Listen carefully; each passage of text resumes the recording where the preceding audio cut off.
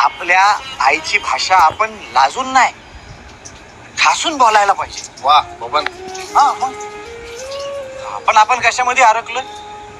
न नळातला कण बाणातला.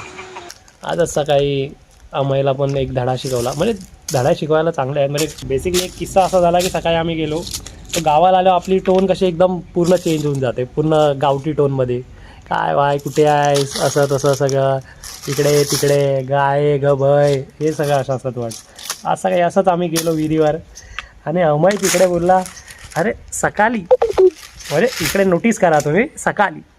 तर तिथूनच एक असं त्यांना उडता ज्ञान किंवा उडतं धडा आलं. उडता तीर बोलू शकता. सकाळ सकाळ चांगलं होतो, मस्तपैकी बोललं गावात आलो, गावात एकदम मस्त आनंदी राहू.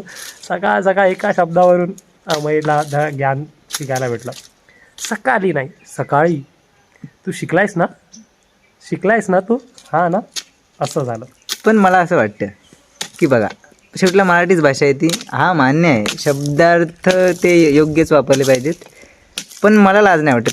माझी भाषा मी गावठी वापरतो, मुंबईला पण वापरतो. माझ्या घरची पण मला बोलतात की काही भाषा अशी येड्यासारखं बोलतो, मुंबईला आलाय तू. पण प्रॉब्लेम आहे मला माझ्या भाषेची लाज वाटत नाही. मी कुठे पण जाऊ दे, चार चौघात किती मोठा माणूस असू देतो, पण मी माझ्या ज्या टोनने आहे त्याच बोलतो किंवा गावठी भाषा बोलतो. कारण की मी लहानापासून असा म्हातारा कोतारांमध्ये वावरलोय, म्हणजे खेळलोय नाही, वावरलोय. तर मग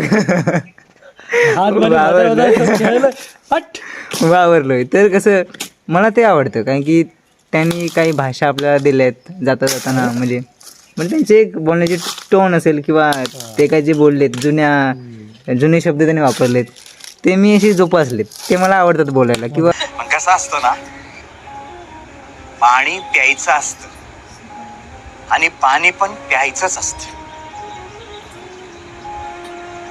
मी आता बोलतो का नाही, ती माझी आगरी भाषा, माझ्या आईची भाषा. पण मला कधी त्याची लाज नाही वाटली.